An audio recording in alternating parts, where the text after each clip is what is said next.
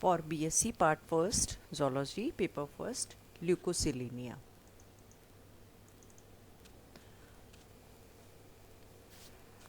Sponges में सबसे simplest type के स्पंज एस्केनॉइड टाइप के होते हैं। ल्यूकोसिलेनिया एक एस्केनॉइड टाइप का स्पंज है। इसमें कैनाल सिस्टम सिंपलेस्ट होता है और बॉडी वॉल फोल्डेड नहीं होती है। इसका क्लासिफिकेशन है फाइलम पॉडीफेरा। इसमें आते हैं बहुकोशिकीय, द्विस्तरीय, कोशिका स्तर का शरीर संगठन पाए जाने वाले जंतु जिनका शरीर छिद्रित होता है और इन छिद्रों को ऑस्टिया कहते हैं। इसकी क्लास है कैलकेरिया। कैलकेरिया के अंदर आने वाले जंतु समुद्रवासी होते हैं और इनमें कंकाल, अंतः कंकाल कैल्शियम कार्बोनेट से बनी कंटिकाओं या स्पिक्यूल्स का बना होता है और ये ट्राइएक्सॉन या टेट्राएक्सॉन टाइप की होती है। कैनाल सिस्टम एस्केनॉइड, साइकेनॉइड या ल्यूकेनॉइड प्रकार का पाया जाता है। ऑर्डर है होमोसीला। इसमें आती है एस्केनॉइड स्पंजेस और इनका बॉडी वॉल जो है वो अनफोल्डेड या वलेत नहीं होता है और शरीर बेलनाकार या अरिय सममित पाया जाता है। जीनस हो गया ल्यूकोसिलेनिया। एस्केनॉइड स्पंजेस हैं जिसमें प्राचीन प्रकार का संरचनात्मक स्तर पाया जाता है। हैबिट, हैबिटाट एंड डिस्ट्रीब्यूशन, आवास, स्वभाव एवं वितरण। ल्यूकोसिलेनिया एक छोटा, कोमल, शाखित व निवही जीव है। ये समुद्री किनारों पर, चट्टानों पर, छिछले जल में पाया जाने वाला स्पंज है।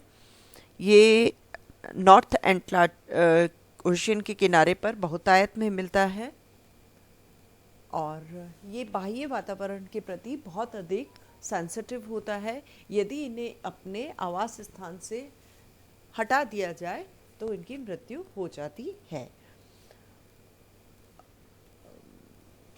पूरे विश्व में समुद्रों के अंदर से करीबन इसकी 100 स्पीशीज़ ज्ञात है और इसके अंदर से जो कॉमन स्पीशीज़ है वो है ल्यूकोसिलेनिया बोट्राइडस, ल्यूकोसिलेनिया कॉम्प्लिकेटा एंड ल्यूकोसिलेनिया वेरिएबिलिस। स्ट्रक्चर या संरचना। ल्यूकोसिलेनिया की कॉलोनी वाइटिश येलो कलर की, सफ़ेद या हल्के पीले रंग की होती है। फूलदान की आकृति के बेलनाकार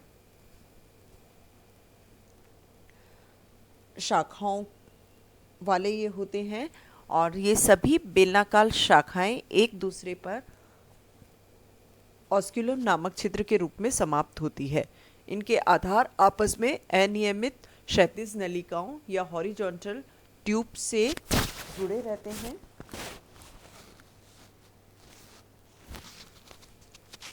और जो सीधी खड़ी हुई बेलनाकार स्ट्रक्चर्स हैं, वर्टिकल स्ट्रक्चर्स हैं, इनकी लंबाई 25 मिलीमीटर से 2.5 सेंटीमीटर तक होती है।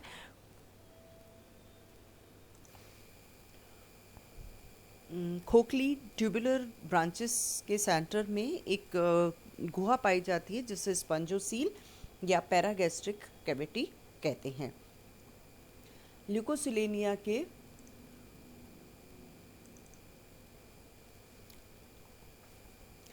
शीर्ष पर एक बड़ा छिद्र पाया जाता है, उसे ऑस्क्यूलम कहते हैं। इसके अतिरिक्त इसके संपूर्ण शरीर पर अनेक छोटे छोटे सूक्ष्म छिद्र पाए जाते हैं जिन्हें ऑस्टिया कहते हैं। ल्यूकोसिलेनिया की कई कॉम्प्लिकेटेड स्पीशीज़ के अंदर ये कई वर्टिकल ट्यूब्स आपस में संयोजित होकर एक स्यूडोडर्म द्वारा आश्रित रहती है और कुछ बड़े छिद्रों जिन्हें सूडोपोर्स कहते हैं ये बाह्य वातावरण के संपर्क में रहते हैं। ल्यूकोसिलेनिया एक द्विस्तरीय प्राणी है। ये देखिए, ये है, देखिए वर्टिकल ट्यूब्स, इनके टॉप पे यहाँ पे मिल रहा है एक सिंगल ओपनिंग ऑस्क्यूलम, नीचे है ये आपस में हॉरिजॉन्टल ट्यूब्स के द्वारा एडेसिव डिस्क के द्वारा आधार भाग से जुड़ी रहती हैं। और ये मध्य में इसके पाई जा रही है स्पंज गुहा।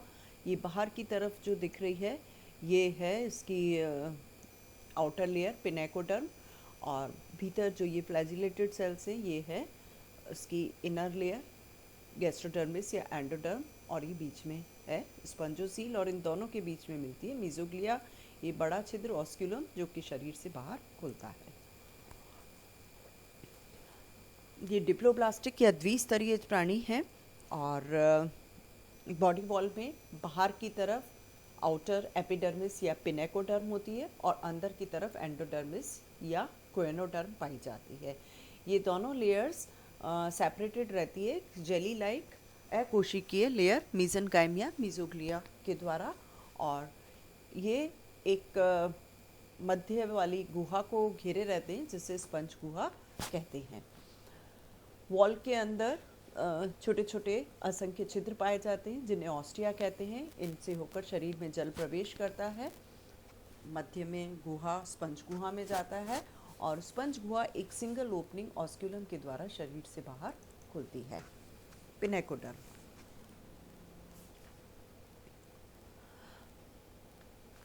पिनेकोडर्म एम्ब्रियोनिक एक्टोडर्म और कोएनोडर्म एंडोडर्म से विकसित होती है।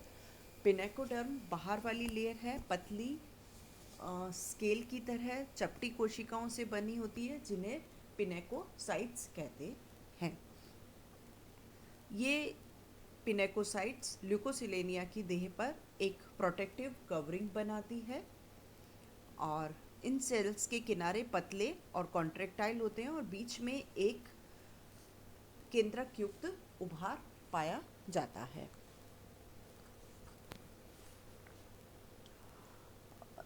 इसके अंदर कुछ स्पेशल सेल्स पाई जाती है जिन्हें पोरोसाइट्स कहते हैं, और ये पोरोसाइट्स जो है वो बाह्य वातावरण से कम्युनिकेट करते हैं through dermal pores ostia. Next layer है कोएनोडर्म। इनकी जो इनर एपिथेलियम है या अंतस्थ उपकला या कोएनोडर्म सेल्स जो है वो कोएनोसाइट्स से मिलकर बनी होती है। ये स्पंजोसील की लाइनिंग का निर्माण करती है और इन्हें गैस्ट्रोडर्म भी कहा जाता है। इनकी सेल्स बड़ी होती है और इनके सिरे पर एक बड़ा न्यूक्लियस उपस्थित होता है, और इनके आधार कर्णिका से या इनका जो बेसल ग्रेन्यूल है उससे एक फ्लैजिला निकलता है। फ्लैजिला को घेरते हुए एक प्रोटोप्लाज्मिक कॉलर पाई जाती है, और फ्लैजिला स्पंजोसील में बीटिंग करते हैं, और इन फ्लैजिला की बीटिंग से ही वाटर करंट या पानी में प्रवाह उत्पन्न करते हैं। नेक्स्ट मीजेनकाइम या मीजोग्लिया।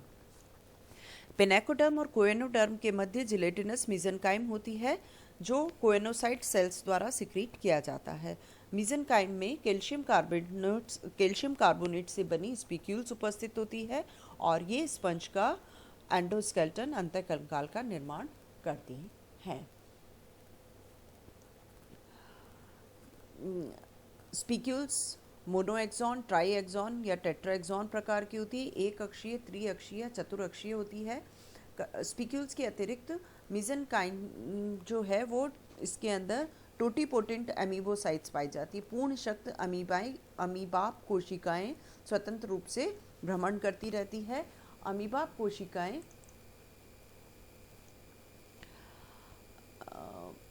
टोटीपोटेंट है, सक्षम है, ये पूर्ण शक्त है, कुछ भी दूसरी सेल्स का ये निर्माण कर सकती है। और इनके द्वारा कौन कौन सी सेल्स निर्मित होती है? पिनेकोसाइट्स, कोएनोसाइट्स, कोएलोनोसाइट्स, स्क्लेरोसाइट्स, स्क्लेरोब्लास्ट और रिप्रोडक्टिव सेल्स।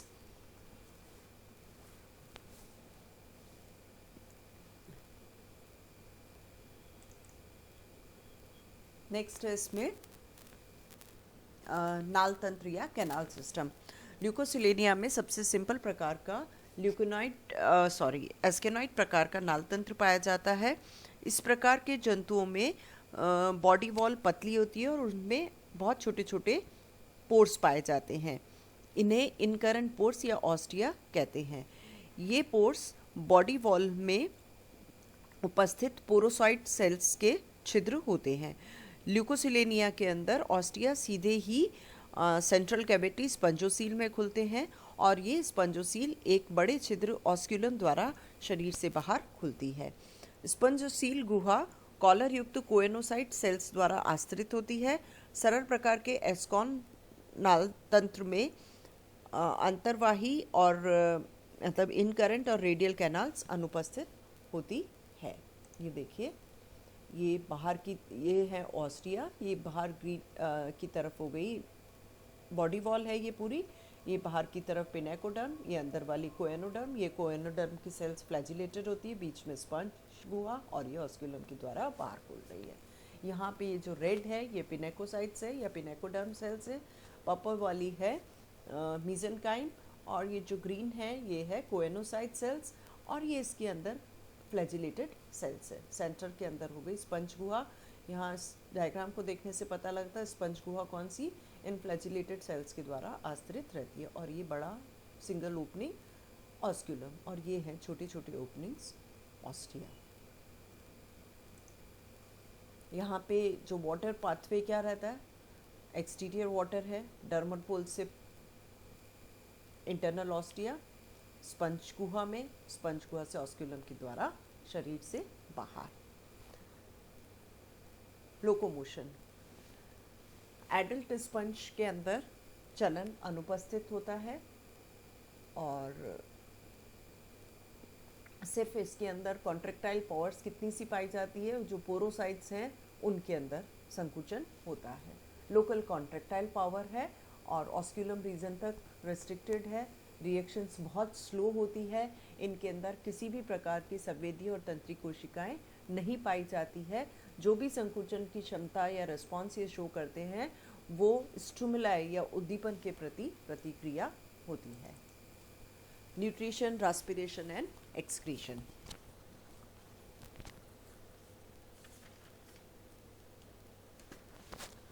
नॉर्मल कंडीशंस के अंदर जितने भी इसमें अपर्चर्स मिल रहे हैं सारे ऑस्टिया और ऑस्क्यूला जो हैं वो हमेशा खुले रहते हैं। जल निरंतर अंतर्वाही छिद्रों के द्वारा या इनकरेंट पोर्स के द्वारा शरीर में प्रवेश करता रहता है और शरीर से बाहर निकलता है ऑस्क्यूलम के द्वारा। और ये जल धारा का प्रवाह जो है कोएनोसाइट्स की फ्लैजिलेटेड सेल्स बनाए रखती है। इस जल धारा के साथ साथ ही शरीर के अंदर फूड प्रवेश करता है और गैसेस एक्सचेंज या गैसेस का आदान प्रदान होता है और उत्सर्जी पदार्थ जो कि मेनली अमोनिया है, उपापचय के फलस्वरूप जो बनते हैं, इनको शरीर से बाहर निकाला जाता है।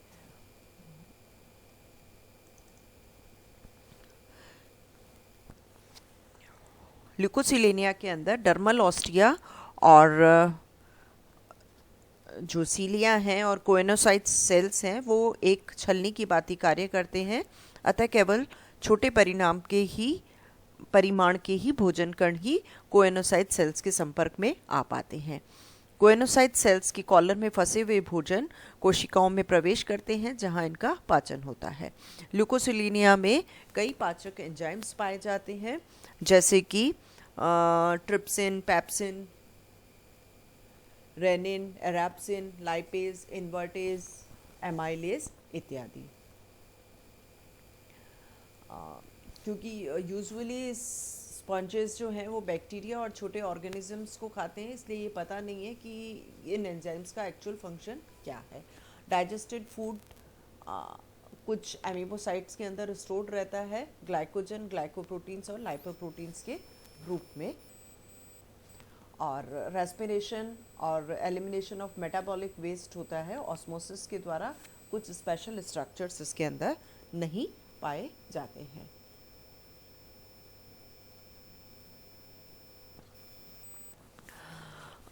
कुछ बड़े परिमाण के कणों का पाचन आर्क्योसाइट सेल्स में किया जाता है और इनका मुख्य भोजन प्लैंक्टॉन्स, माइक्रोस्कोपिक एनिमल्स और कुछ कार्बनिक कण होते हैं। पाचन अंतराकोशिकीय या इंट्रासेलुलर होता है और अपचित भोजन पानी के प्रवाह के साथ शरीर से बाहर निकाल दिया जाता है। Reproduction in ल्यूकोसिलेनिया। ल्यूकोसिलेनिया के अंदर अलैंगिक और लैंगिक दोनों ही प्रकार के जनन पाए जाते हैं। अलैंगिक जनन मुकुलन या बडिंग के द्वारा होता है। इसके अतिरिक्त इसमें क्या होता है, अधिकांशतः जो स्पंज है वो विंटर्स के प्रारंभ में नष्ट होने लगते हैं और कई अमीबोसाइट कोशिकाएं एपिडर्मिस के आवरण में एकत्रित होकर अपचयित कायों या रिडक्शन बॉडीज़ का निर्माण करती है और ये बॉडीज़ फेवरेबल कंडीशंस में पुनर्जीवित होकर एडल्ट स्पंज का निर्माण करते हैं। मुकुलन द्वारा किस प्रकार होता है, प्राणी के शरीर के आधार भाग की जो आर्कियोसाइट सेल्स हैं ये पिनेकोडर्म के ऊपर उभार की भांति एकत्र होकर वृद्धि करती है। इस उभार को मुकुल या बड कहते हैं। पूर्ण विकसित होने पर यह मदर बॉडी से पृथक होकर या जुड़े रहकर ही कॉलोनी का निर्माण करती है। ल्यूकोसिलेनिया के अंदर रीजेनरेशन या पुनरुद्भवन की भी असाधारण क्षमता पाई जाती है और इनके शरीर का कोई भी टूटा हुआ भाग संपूर्ण वयस्क के निर्माण की क्षमता रखता है। ये देखिए मुकुलन, ये नीचे से हुआ, छोटी बड बनी, ये ग्रो कर रही है और ये ऑस्क्यूलम का निर्माण हो गया और बाद में ये यहाँ से पृथक हो जाती है। सेक्सुअल रिप्रोडक्शन या लैंगिक जनन। लैंगिक जनन होता है गैमीट्स या युग्मकों के निर्माण के द्वारा। मेल गैमीट है स्पर्म और फीमेल गैमीट है ओवा। ल्यूकोसिलेनिया एक उभयलिंगी या हर्मेफ्रोडाइट एनिमल है। मेल गैमीट नर युग्मक शुक्राणु एवं मादा युग्मक अंडाणु दोनों एक ही प्राणी में बनते हैं, लेकिन इनमें जो अंडाणु और शुक्राणु का निर्माण अलग अलग समय पर होता है। इसी वजह से इनके अंदर परनिषेचन होता है। इन जनन कोशिकाओं का निर्माण आर्कियोसाइट्स या कोएनोसाइट सेल्स के विभेदीकरण के द्वारा होता है। क्रॉस फर्टिलाइजेशन या परनिषेचन होता है और हमेशा आंतरिक होता है। स्पर्म या शुक्राणु पानी के प्रवाह के साथ स्पंज के नाल तंत्र में प्रवेश करते हैं और जब और उसी वक्त ये वहाँ की जो फ्लैजिलेटेड सेल्स हैं कोएनोसाइट सेल्स उसके अंदर फंस जाते हैं और ये सेल्स नर्स कोशिकाओं का या कैरियर सेल वाहक कोशिका की भांति कार्य करते हैं। वाहक कोशिका इन शुक्राणुओं को मीजेनकाइम में उपस्थित अंड कोशिका तक ट्रांसफ़र कर देती है और शुक्राणु और अंडाणु के केंद्रक में संलयन के द्वारा इंटरनल फर्टिलाइजेशन या अंतःनिषेचन होता है। डेवलपमेंट। जो फर्टिलाइज्ड एग या निषेचित अंड है इनके अंदर इक्वल होलोब्लास्टिक क्लीवेज पाया जाता है। इक्वल मतलब समान एवं पूर्णभंजी विदलन पाया जाता है। शुरुआत और उसके फलस्वरूप एक अंडाकार खोखले ब्लास्टुला का निर्माण होता है जिसे सीलोब्लास्टुला कहते हैं।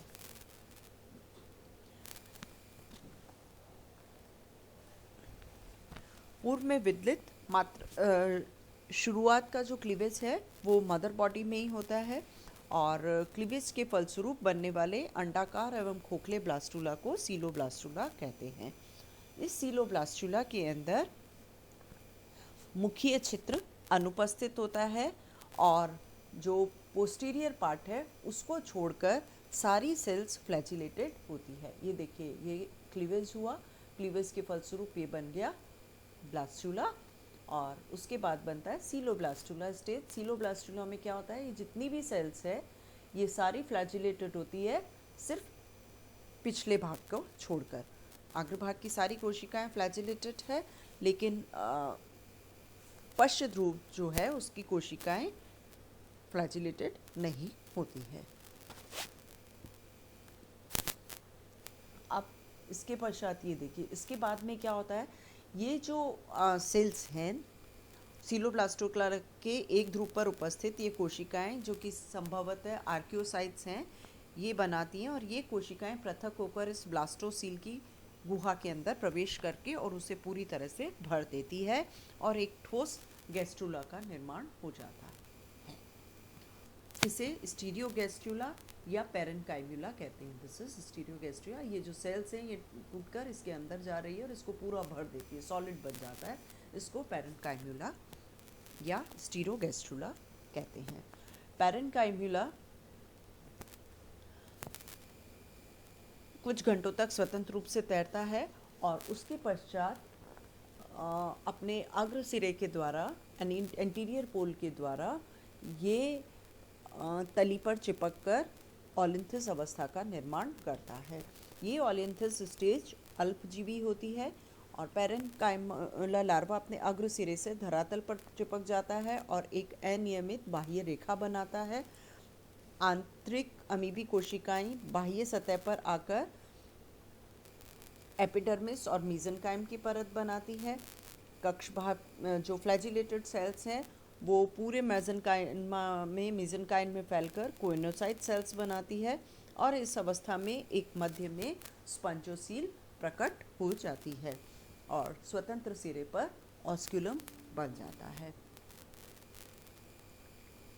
तो ये बना यंग स्पंज और उसके बाद ये बनता है एडल्ट स्पंज।